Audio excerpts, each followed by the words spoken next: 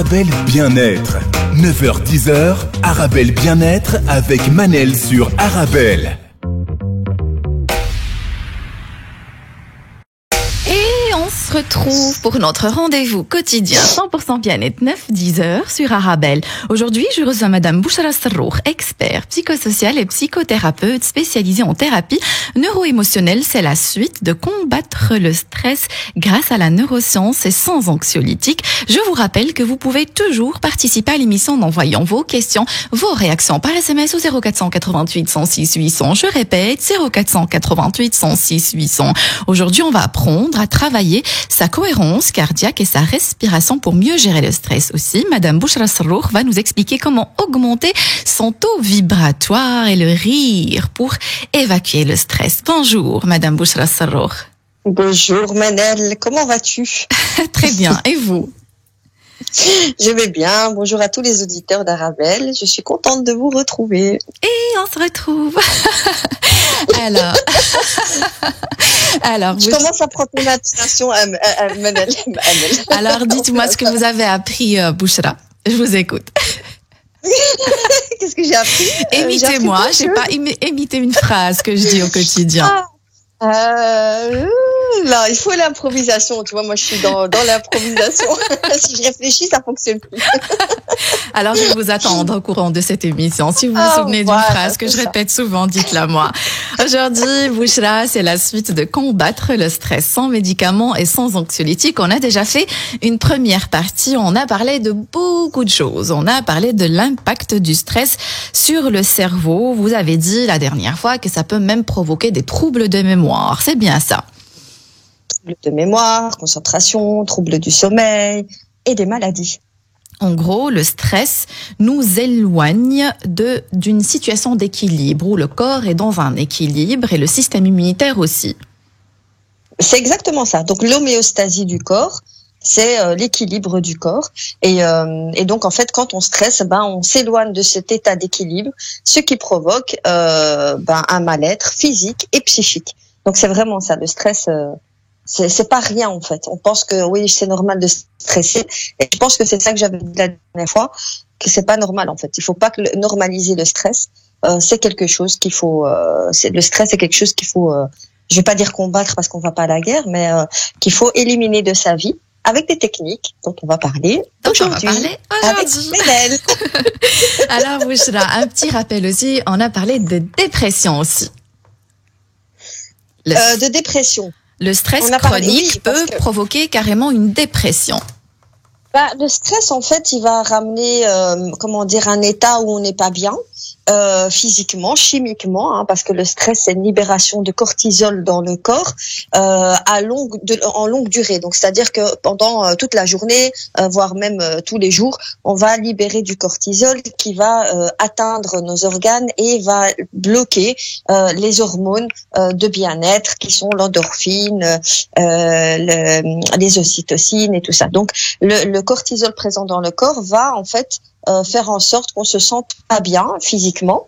Et quand on n'est pas bien physiquement, on va pas bien dormir, on va plus se concentrer, on va avoir des troubles de la mémoire et on va avoir un problème d'estime de soi puisqu'on ne va plus faire les choses correctement. Autant on va commencer à crier sur nos enfants ou à être impatient, à bâcler son travail, à ne plus faire les choses correctement et on rentre dans un cercle vicieux qui fait que en fait la personne va vraiment se sentir mal. La dépression, c'est aussi un manque de sérotonine au niveau du cerveau et donc le cortisol va justement bloquer la libération de la sérotonine. Sérotonine, c'est une hormone essentielle à notre bien-être, Bouchra. C'est un neurotransmetteur et en fait, oui, voilà, on va dire une hormone. Et en fait, la sérotonine, une baisse de la sérotonine ou carrément un arrêt de la production de la sérotonine est la cause de la dépression. Ici, on parle de dépression clinique, c'est-à-dire vraiment la maladie de dépression. Et donc oui, c'est la sérotonine, elle est très importante et c'est ce qu'on va voir tout à l'heure. Il y a moyen de de générer la fabrication de la sérotonine grâce à des moyens naturels. Magnifique, Madame Bouchra Serrour. Est-ce que aussi il peut provoquer une perte cellulaire ou par exemple des troubles cognitifs? Si oui, quel genre de troubles cognitifs il peut provoquer le stress? Mais comme on avait dit la dernière fois, le stress est, pour moi, pour les neuroscientifiques, le stress est la cause de toutes les maladies, donc y compris le cancer. C'est-à-dire que le stress va déséquilibrer le corps et en fonction de l'origine du stress, de pourquoi vous vous énervez, de pourquoi vous êtes triste, de pourquoi vous êtes stressé, l'organe qui va on va dire, qui va être affecté va être différent. Ça peut être l'estomac, ça peut être le cœur, ça peut être le foie, en fonction de l'émotion qu'il y a derrière. Et donc, le stress, les neuroscientifiques parlent de cause de cancer comme étant le stress est la cause du cancer. Pourquoi? Parce qu'il va justement altérer, on va en parler, cette fréquence vibratoire, et donc va altérer la composition chimique des cellules et va faire en sorte que la cellule va devenir malade. Alors, peu importe où dans le corps, et donc ça peut être aussi au niveau cognitif, bien sûr. Magnifique. Je consacre toujours ces 5 premières minutes quand c'est la deuxième partie d'un sujet, un petit rappel pour ceux qui ont raté l'émission passée. Bouchra Sarrour, s'il vous plaît, votre avis sur les dépresseurs, aussi comme rappel à l'émission passée. Voilà, j'avais dit la dernière fois, je donne mon avis. Donc moi, je suis psychothérapeute. Mon travail se base sur les neurosciences et je suis contre les antidépresseurs parce que ils améliorent, on va dire, l'état momentanément, mais ils règlent pas le problème. Et parfois même, ils n'améliorent pas l'état de la personne. Au contraire, il l'aggrave et crée une dépendance. Je le dis partout, sur tous les réseaux, quand j'en parle, c'est mon avis. Vous aurez les psychiatres ou d'autres médecins qui vont donner d'autres avis. Moi, je suis contre et grâce à l'expérience que j'ai avec mes patients, je peux arriver à un résultat après seulement quelques séances positif et durable avec les personnes en traitant la cause même de la dépression et pas en cachant les symptômes. Au contraire, moi, je les fais ressortir, c'est-à-dire que dans la thérapie que je fais, les 3 premières semaines sont très inconfortables pour les personnes. S'il y a des auditeurs qui ont fait la thérapie avec moi, ils pourront en témoigner. Sont très inconfortables les 3 premières semaines, voire même le premier mois. Mais le but, c'est de tout sortir et puis après d'être bien de manière permanente. Donc, les neurosciences, les neuroscientifiques travaillent sur le cerveau directement et pas de manière chimique. Moi, j'appelle ça une camisole chimique, c'est-à-dire qu'on attrape le cerveau et on le bloque. Alors c'est mon avis, ça tient qu'à moi et ceux qui sont d'accord avec moi. Voilà, c'est un avis, on le respecte. Madame Bouchra Sarrour, je vais juste rappeler à nos auditeurs qui peuvent toujours participer à l'émission en envoyant leurs questions, leurs réactions par SMS au 0488 106 800, 0488 106 800. Un long message de Amy sur Instagram, brièvement. Elle parle de fatigue chronique. Elle est tout le temps fatiguée, elle se demande est-ce que c'est lié au stress. Déjà, la première chose à lui dire, c'est d'aller voir un médecin, faire une prise de sang, voir s'il n'y a pas d'autres... Toujours, d'autres causes. D'abord une prise de sang, voilà. Toujours un généraliste avant de commencer à parler de stress. Mais est-ce que le stress aussi peut être... Merci Madame Bouchra Sarrour. Bien sûr. Oui. Bien sûr. Alors d'abord la petite note par rapport aux médecins. Ici à Tanger, moi je suis dans mon cabinet se trouve dans un immeuble avec plein de médecins, des spécialistes. C'est fait exprès parce que je base mon travail sur le côté médical et je pense il faut toujours faire des analyses. J'envoie les personnes faire des radios s'il le faut, des prises de sang et tout ça parce que c'est très important d'avoir la vie clinique. Très très très important. Alors est-ce que le stress provoque la fatigue? Oui, bien sûr. Pourquoi? Quand on stresse, on produit du cortisol. C'est une hormone qui, à petite dose, elle n'est pas nocive, au contraire, mais à forte dose devient nocive pour le corps. Ok, c'est ça en fait le stress. C'est une production continue de cortisol. Alors le cortisol va fatiguer le corps. Pourquoi? Parce que il doit être éliminé du corps. Et donc pour être éliminé du corps, il va enclencher plein de choses en fait dans le corps et il va pas y arriver. Donc ça va être compliqué. Et le stress, comme on avait dit, quand on est en état de stress, on crée du cortisol, mais on sécrète du cortisol, pardon. Mais ce qui va se passer, c'est que tout le corps en fait va être en mode veille. Moi, j'appelle ça en mode veille, c'est-à-dire que comme on est stressé, on va être en mode d'urgence. Donc, on doit traiter puisque le stress est un mode d'urgence. Donc, le cerveau va ordonner au système de transit intestinal de s'arrêter, à d'autres fonctions de se mettre en mode veille pour pouvoir gérer l'origine du stress. Donc, normalement, le stress a une réaction à un état de danger. Le problème, c'est que ça doit être court normalement. Et comme c'est longtemps, donc le stress de nos jours, il reste tout le temps, le corps se fatigue. Il se fatigue à cause du fait que la défense immunitaire baisse, puisque justement tout est à l'arrêt. On est en constant état de vigilance, donc on est tout le temps sous adrénaline et sous cortisol. Et comme j'avais dit la dernière fois, 5 minutes de stress, vous avez besoin de 5 heures pour éliminer le cortisol présent dans le corps. Oui. Donc pour 5 minutes, 5 heures. Donc imaginez quand vous passez toute la journée en état de stress, combien il faudra au corps pour éliminer le cortisol. Et là, il va se fatiguer. Deuxième chose, quand on est stressé, on augmente sa fréquence cérébrale. Je parle pas ici de fréquence vibratoire, mais de fréquence cérébrale. On va l'augmenter à un niveau tel que le cerveau va être en suractivité. Et du coup, vous allez perdre en qualité de sommeil. Je parle pas de quantité. Vous pourrez dormir 14 heures et être crevé. Fatigué. Vous allez perdre en qualité de sommeil et du coup, le matin, vous allez vous réveiller fatigué, vous allez traîner des pieds et vous allez rentrer dans un cercle vicieux. Donc oui, le stress provoque une fatigue chronique. Ce qui explique que certaines personnes, comme vous l'avez dit, Madame Bouchra-Sarrour, dorment beaucoup. Je dors assez, mais je suis tout le temps fatiguée. C'est qu'on n'a pas un sommeil réparateur à cause du stress. Exactement. Et alors, ça devient un cercle vicieux. Dans ce cas-là, tout ce qui est somnifère, Madame Bouchra-Sarrour, non, non, non, ça ne règle pas le problème. Je le dis, je le redis, je suis anti-médicament, anti. Pour moi, ça règle pas le problème. Si vous ne dormez pas, c'est qu'il y a une raison.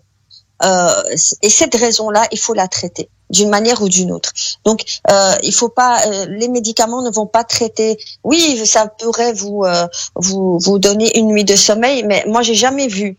Détrompez-moi, cher auditeur, si c'est le cas, mais j'ai jamais vu quelqu'un qui prend des somnifères et qui se réveille, qui est en forme, qui pète la forme et qui se dit waouh, super, je vais très bien. Non, j'ai vu des personnes prendre des somnifères, se réveiller avec difficulté, comme si leur cerveau était gelé, mettre du temps avant de se lancer le matin et commencé à avoir peur du sommeil le soir.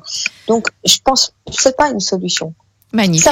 Ça peut aider de manière ponctuelle pour des personnes qui vraiment passent toute la nuit réveillées. Et encore, normalement, il y a des autres moyens. Il y a la mélatonine, il y a le magnésium. Enfin, voilà. Donc, c'est pas le sujet ici, le sommeil, mais de nouveau, on part sur notre tapis volant maintenant. Oui. Mais pour nos auditeurs qui ne comprennent pas pourquoi on parle, excusez-moi, du tapis volant, parce qu'en fait, sur mes stories Instagram, j'avais dit que Madame Bouchra-Sarrour m'emmène toujours sur d'autres terrains, et j'avais mis Aladdin et le tapis volant. Voilà, c'était ça la petite histoire.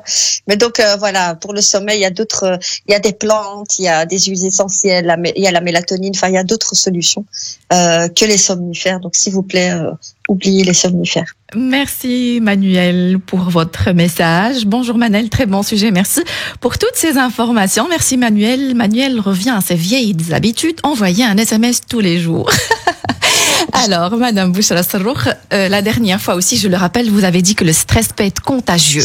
C'est-à-dire que fréquenter des personnes stressantes et stressées peut aussi nous influencer, nous affecter. D'accord. Donc, Madame Bouchra-Sarrour, j'entends stress aigu et stress chronique. Est-ce que c'est la même chose?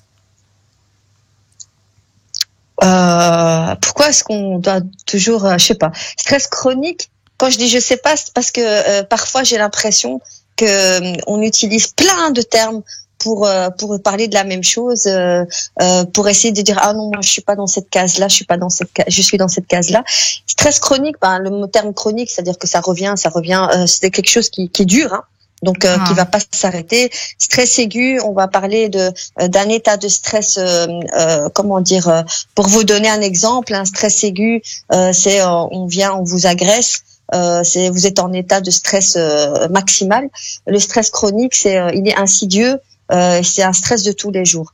Mais pour moi, ça reste un stress. Je veux dire, voilà, peut-être même le stress aigu, ça va être à un moment donné une séquence particulière qui va être gérée et puis on va passer à autre chose. Mais voilà, le stress, faut faire attention. Quand vous commencez à être fatigué en vous levant le matin, c'est le premier signal d'alarme. Si en vous réveillant le matin, vous êtes KO, il y a un problème. Donc voilà, ça c'est la première chose. Deuxième chose, quand vous sentez que vous commencez à avoir mal, j'ai mal à l'estomac, j'ai mal aux intestins, j'ai mal à la tête, j'ai mal aux épaules. Quand votre corps commence à vous dire j'ai mal, maladie, le mal a dit, à ce moment-là, il faut se dire il y a quelque chose. Est-ce que je suis malade? Je vais faire des tests. Si je suis pas malade, c'est le stress. Magnifique. Je vais prendre un SMS. Donc, bonjour Manel. Sabah Nour. Merci beaucoup. Donc, elle dit, quand je suis nerveuse, je mets de la musique et je fais le ménage. Après ça, je me sens bien. Personne ne mérite la vie continue et les problèmes de la vie ne finissent jamais. On dit toujours, ça va aller. Alhamdoulilah. Effectivement, j'invite nos auditeurs à nous écrire, nous dire leur façon de combattre le stress. Madame Bouchra Sarrour, je vais devoir prendre une toute petite page publicitaire et on se retrouve juste après la pause. Restez avec nous. Vous êtes bien sur Arabelle. Bien-être. 9h-10h, Arabelle Bien-être avec Manel sur Arabelle. Et on se retrouve pour notre rendez-vous quotidien 100% bien-être 9-10 heures sur Arabelle. Aujourd'hui, je reçois Madame Bouchra Sarrour, expert psychosocial et psychothérapeute spécialisée en thérapie neuro-émotionnelle. On parle de stress, combattre le stress grâce à la neuroscience et sans anxiolytiques. Je vous rappelle que vous pouvez toujours participer à l'émission en envoyant vos questions, vos réactions par SMS au 0488 106 800 0488 106 800. Alors, Souhaïla Ben, merci beaucoup pour votre message. Rebonjour, Madame Bouchra Sarrour. Bonjour, Manel. Rebonjour. Vous étiez vraiment partie sur un tapis, hein? Là, tout de suite, vous étiez pas là. J'étais en train de lire. Ah, pour ça. Lire, d'accord. Madame Bouchra Sarrour, j'ai reçu un message de Madame Awatef Tahiri. Je sais pas si vous la connaissez. Oui, je pense. Oui. Vous pensez. Madame Awatef Tahiri, coach holistique en nutrition, nutrithérapie. Oui, voilà. Oui, je la suis sur Instagram. Très intéressant son message. Elle dit, coucou Manel, oui, une prise de sang, mais les médecins qui n'ont pas une formation spéciale en micronutrition ne savent pas que vérifier dans le sang. Je vois des clientes qui viennent avec des tests catastrophiques alors que leur médecin leur a dit que tout est OK. Allez voir des médecins automoléculaires. Alors c'est vrai que Madame Bouchra Sarrour, à une certaine époque, on parlait beaucoup de nutrition. Maintenant, on parle de nutrition. Et excusez-moi de le dire, ça m'est déjà arrivé aussi de faire une prise de sang et de me dire tout va bien pour toi Manel, alors que j'avais des troubles assez, on va dire entre guillemets, importants. Tout à fait. Merci à Awatef. D'ailleurs, je lui passe le bonjour. Ce qu'elle fait est super aussi. C'est complémentaire à ce que je fais. Moi-même, je travaille en fait en partenariat. Enfin, partenariat, c'est un ami avec un professeur en médecine orthomoléculaire. C'est lui qui me donne les dosages pour les vitamines et les minéraux pour les patients.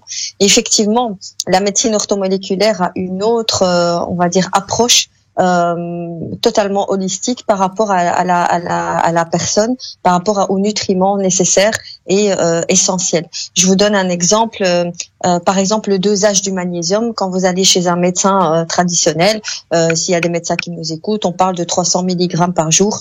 Un médecin orthomoléculaire, la personne avec qui je travaille, c'est un professeur, donc il est vraiment très comment dire, performant et bien dans son domaine. Il va jusqu'à 900 mg par jour. Donc voilà, il y a une très grande différence. Un médecin va vous dire de pas donner de magnésium à une femme qui allait ou une femme enceinte. La médecine orthomoléculaire va vous dire au contraire, la femme qui allait et qui est enceinte a besoin de magnésium plus qu'une autre.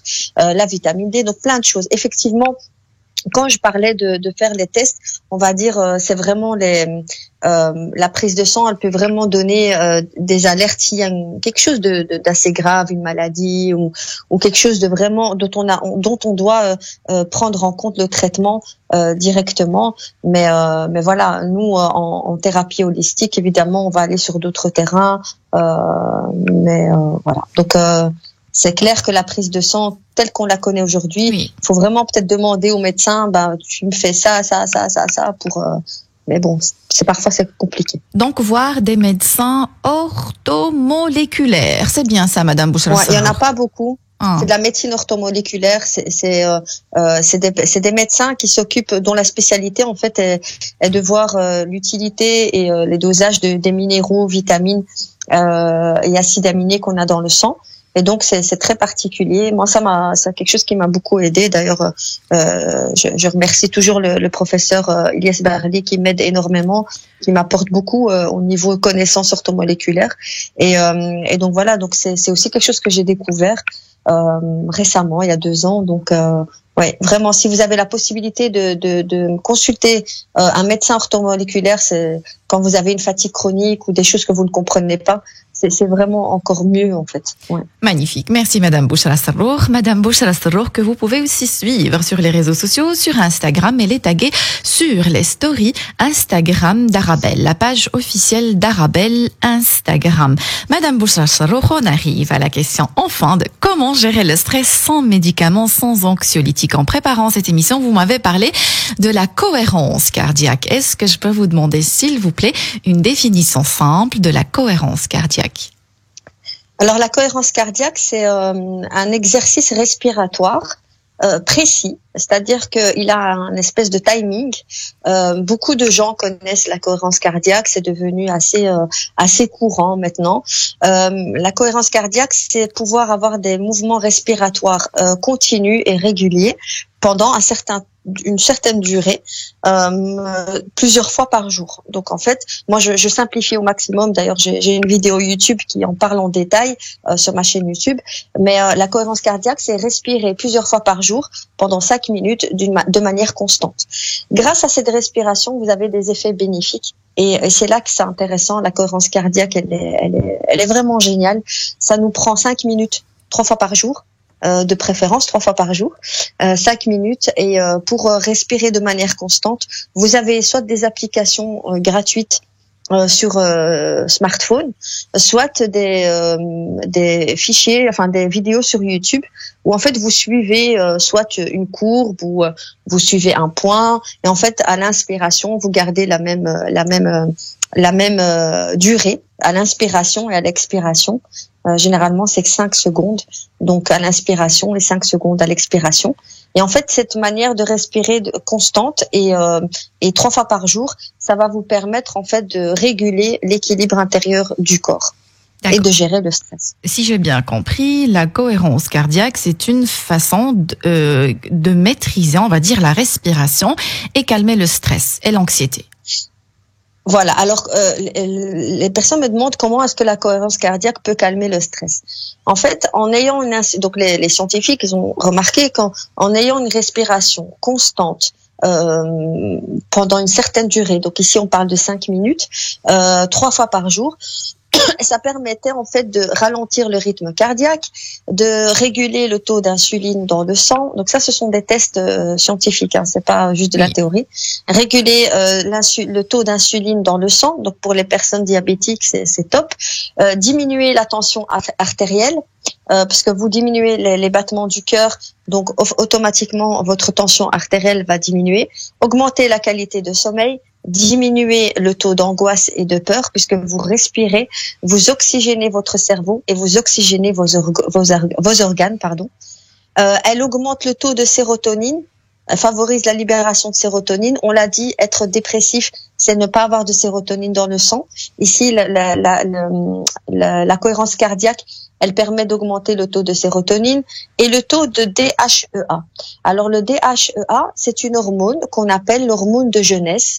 Vous pourrez taper sur Internet et vous allez trouver toutes les explications.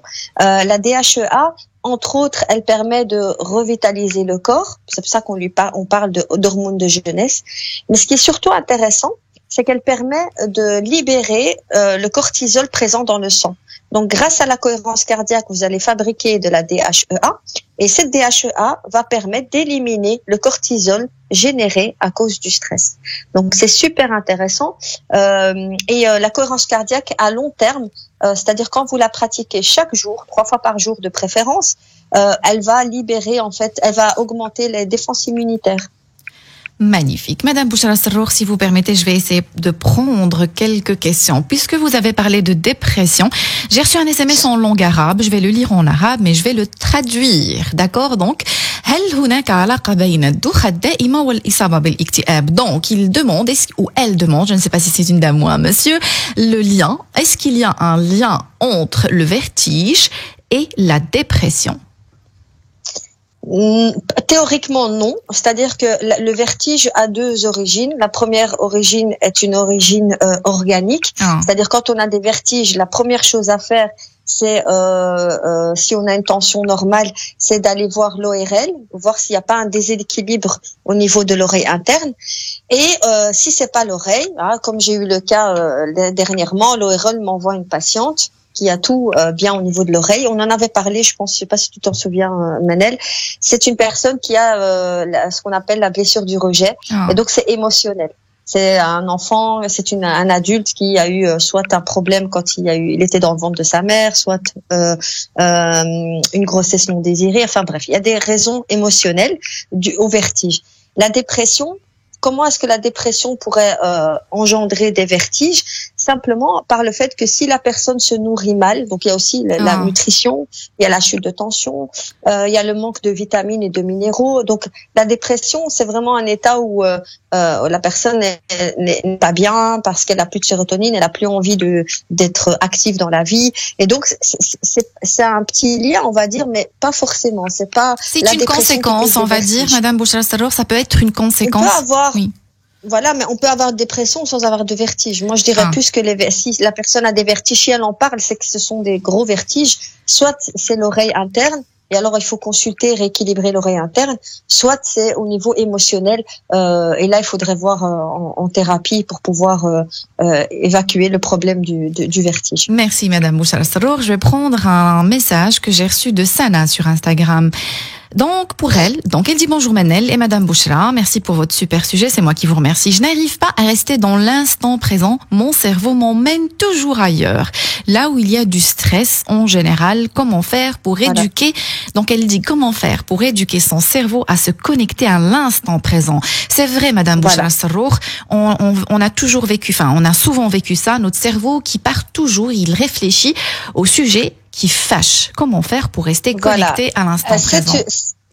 Donc, on a parlé des outils de gestion du stress. Ici, madame, ce dont elle parle de ce qu'on appelle le mindfulness. C'est-à-dire l'instant présent, profiter de l'instant présent. Vivre dans le passé provoque ce qu'on appelle un état dépressif. Vivre dans l'avenir, ça veut dire quelque chose qui n'existe plus, qui n'existe pas encore, créer des angoisses et de la peur. On ne peut plus refaire le passé et on ne peut pas prévoir l'avenir. On est bien d'accord. Donc, on sait pas, on imagine, mais on imagine quelque chose qui n'existe pas encore. Comment faire pour rester dans l'instant présent? La cohérence cardiaque. On en reviendra tout le temps, c'est-à-dire la respiration. Inspirer et expirer à ce moment-là et dire, OK, je profite du moment présent. Je reste ici et maintenant. Parce que vivre dans le passé ne va faire que vous remplir de culpabilité et de regrets. Et vivre dans l'avenir ne va faire que vous remplir d'angoisse et de peur. Vous ne pouvez maîtriser ni le passé ni l'avenir. Dites-vous ça, en fait, au moment où vous respirez et profitez de l'instant présent. Asseyez-vous et faites quelques inspirations et expirations. Et s'inquiéter, Madame Bouchra Serrour n'a jamais résolu aucun problème. Le cerveau, ça c'est très important. Quand on parle de visualisation, autre outil de gestion du stress, la visualisation. En fait, votre cerveau ne fait pas la différence entre ce que vous lui dites et la réalité, entre ce qu'il s'imagine et la réalité. Par exemple, une maman qui est au parc avec son enfant, elle a peur qu'il tombe, et donc on a tous fait ça avec nos enfants, on est assis sur le banc, et puis on s'imagine la chute de l'enfant du jeu dans le parc et que voilà, il va se blesser. Ok.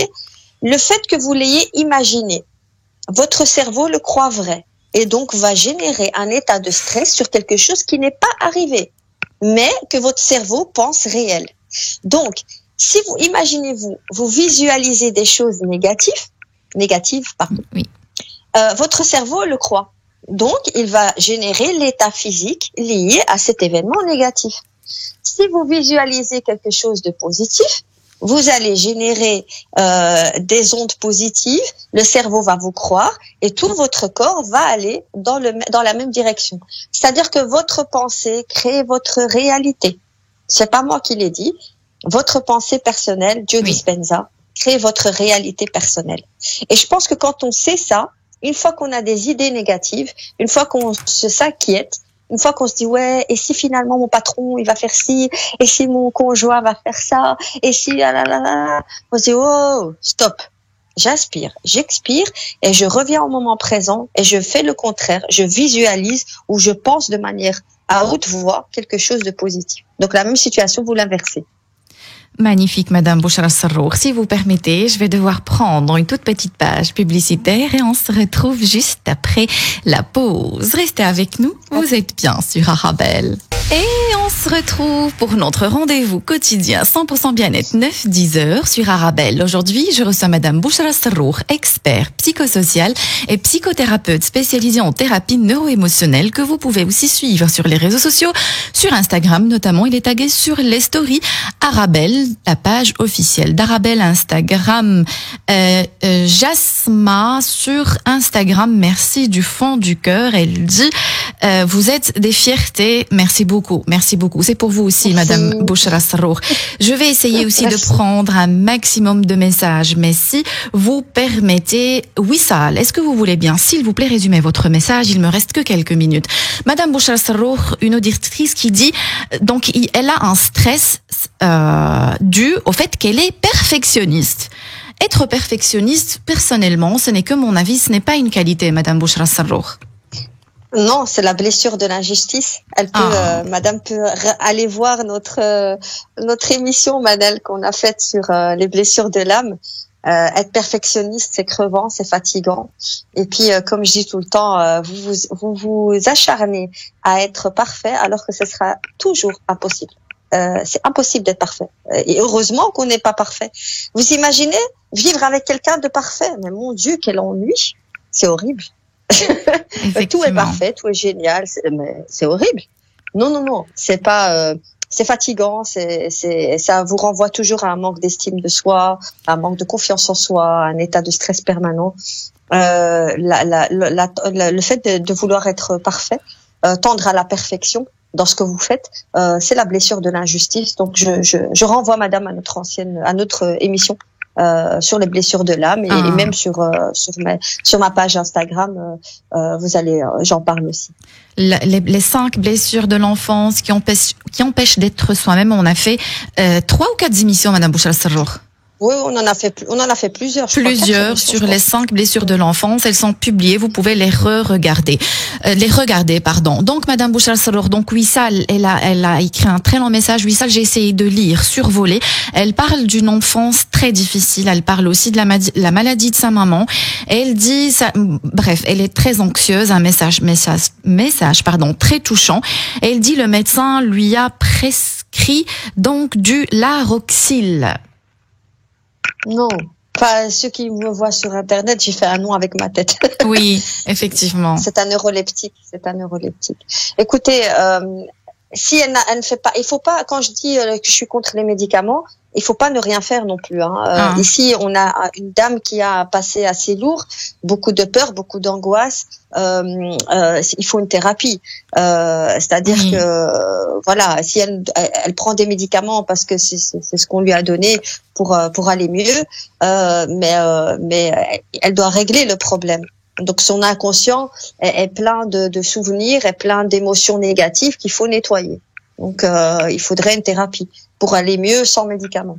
Voilà, et justement, c'est le sujet d'aujourd'hui, apprendre à gérer le stress sans anxiolytiques et sans médicaments. Wissal, ce que Madame Bouchra Sarrour vous conseille, c'est de travailler sur vos blessures de l'enfance, travailler sur ce que vous avez vécu, et voilà.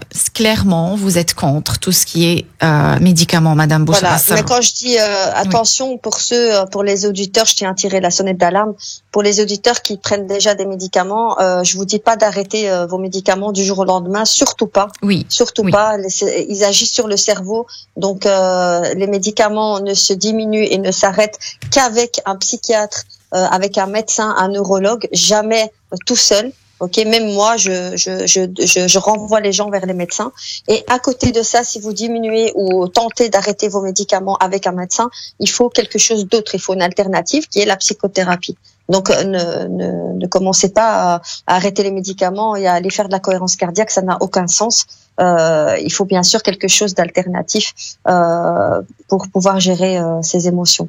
Ici, quand je parle de cohérence cardiaque et de gestion du stress, bien sûr, ici on parle pas de gens qui sont déjà sous médicaments. On parle de personnes qui sont stressées, qui sont pas bien, mais qui ne prennent pas des médicaments et qui penseraient à prendre un anxiolytique ou un somnifère pour se calmer. Magnifique. C'est ça.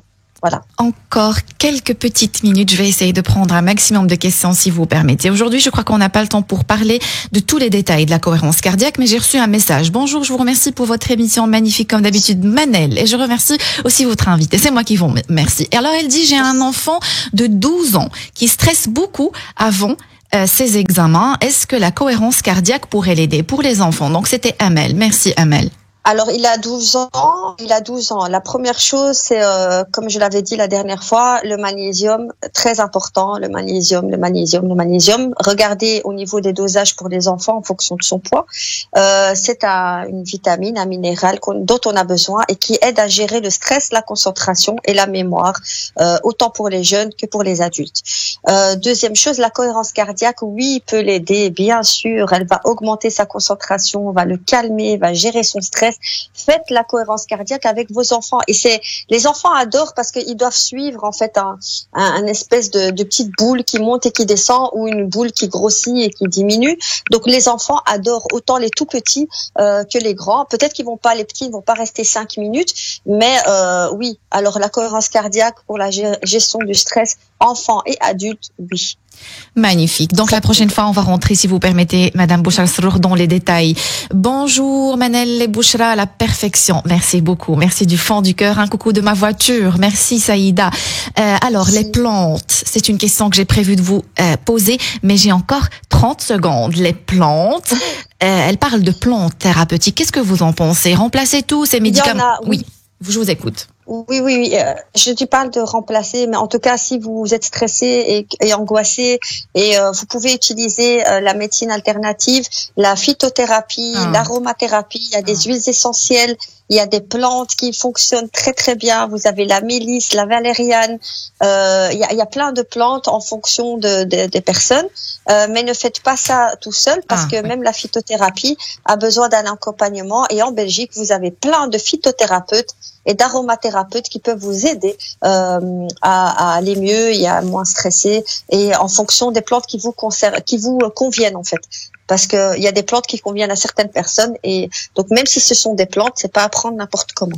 Effectivement, il y a un dosage à respecter aussi, comme vous l'avez dit. Un dosage, et puis même il y a des personnes qui tolèrent certaines plantes et d'autres non, en fonction si vous avez le diabète, si vous avez de la tension artérielle, si vous avez une chute de tension. Donc, le passé médical, effectivement, toujours vérifier le passé médical. C'est sérieux en fait. C'est sérieux. Voilà. Donc allez chez des phytothérapeutes et des aromathérapeutes. Madame Bouchra Sarrour, il faut aussi une suite à cette émission parce que j'ai encore beaucoup de questions. Je n'ai pas eu le temps de vous les passer. J'ai compris. Donc cette auditrice, désolée, j'ai bien compris votre message. Merci beaucoup Saïda. Merci du fond du cœur. Merci Bouchra. Merci encore une fois. Merci très chers auditeurs. Merci Manel. Merci aux auditeurs. Je m'excuse auprès des auditeurs. Je n'ai pas pu prendre tous leurs messages. Je vous donne rendez-vous rendez-vous une prochaine fois. Restez connectés sur les réseaux sociaux. On va vous annoncer la suite de cette émission. Merci de nous avoir écoutés. J'espère que vous avez eu votre dose de vitamines. N'oubliez pas que le bonheur vous rend plus belle et plus beau. Fréquentez les gens heureux. Le bonheur est contagieux. Rendez-vous demain, 9h sur Arabelle. Arabelle Bien-être. 9h-10h, Arabelle Bien-être avec Manel sur Arabelle.